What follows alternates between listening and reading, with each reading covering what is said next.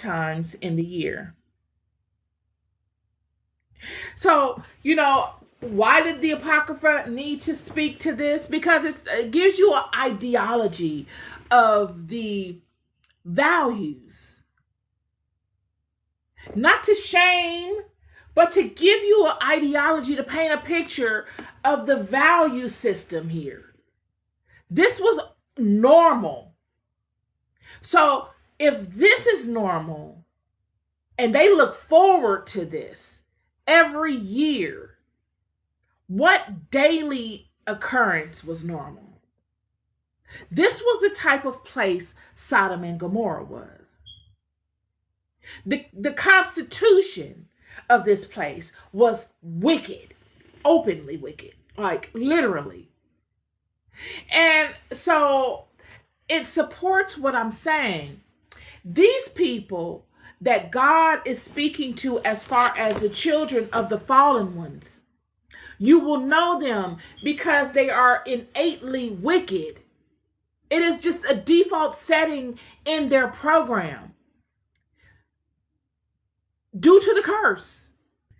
The whole purpose of me coming forward was to shine a light on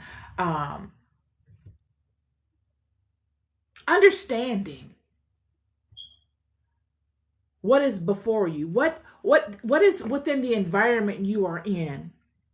And then also to shine a light on following your calling. A lot of times we don't follow our calling because we don't understand what is before us. We don't understand what we're dealing with. It's so foreign to us. But if you look at things without judgment and always needing to make things good and bad, if you look at things from a perspective of really truly looking to understand, to understand, you can gain in ways that you just could not any other way of approaching it. We all are created to do a particular thing.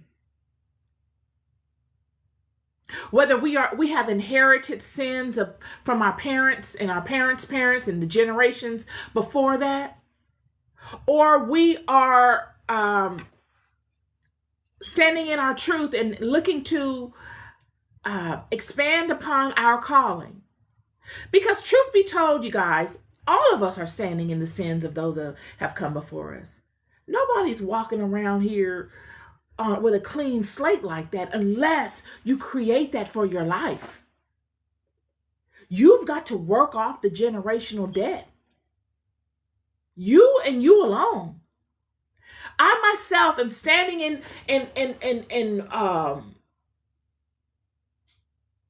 the result of actions of people that have come before me, whether I know what they were or not. They show themselves in my life.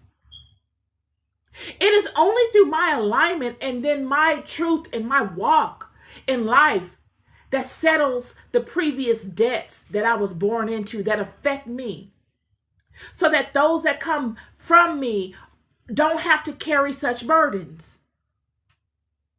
I spoke to Nineveh and how, America can use the example of what Jonah did when he walked into Nineveh, and then how the people of Nineveh, most importantly, interpreted what Jonah was speaking to them of, and how that changed the game for them.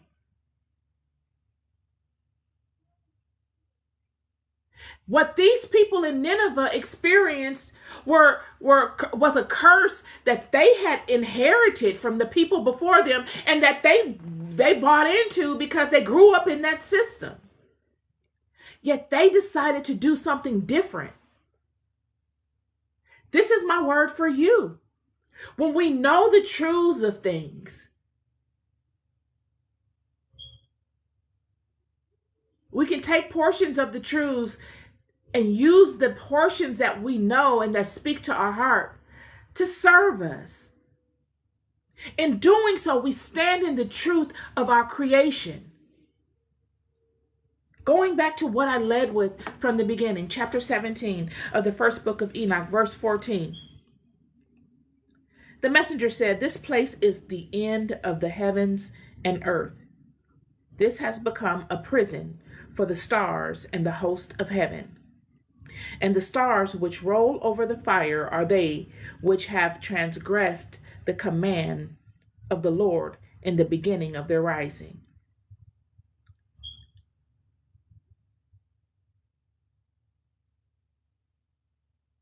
Because they did not come out at their appropriate times. You didn't act as your heart pushed you to act. You didn't step forward at that appropriate time. And that is the biggest sin. The sin against the Holy Spirit. I keep telling y'all. The sin against the Holy Spirit can show itself in a myriad of ways. This is the sin against the Holy Spirit. It's the sin against your creation. Surely life is fun and it's here for us to be happy and joyful and to partake in all the goodness of it. But we are here for a purpose. And I'm here to tell you that there is no more fulfillment. There is no more fulfilling life. There's no more fulfilling experience in this life than standing within your purpose, living a purpose-driven life. It makes everything worthwhile. Everything. You will know the value of which you have. Not because of your own doing. You will not marvel in the value of that which you convey